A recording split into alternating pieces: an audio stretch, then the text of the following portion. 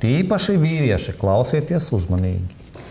Par seksuālu uzmākšanos tas ir par nevēlamu pret citu personu vērstu jebkāda veida verbālu, neverbālu, digitālu vai fizisku seksuālu raksturu rīcību, kuras mērķis vai sekas ir personas cieņas vai privātuma aizskaršana, ja?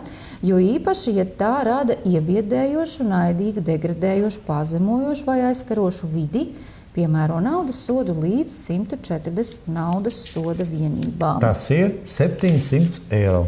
Jā. Nav sadalījums juridiskām vai fiziskām personām, jo acīm redzot varbūt tikai no fiziskām personām. Es kā vīrietis varu paskaidrot. Ja jūs vīrieši gribēsiet pateikt komplimentu sievietei, tad jums būs ļoti jāpadomā pateikt to vai nepateikt. Jo izejot no tās pieredzes ārzemēs, kompliments sievietei, viņa to var uzskatīt arī kā seksuālu uzmākšanos.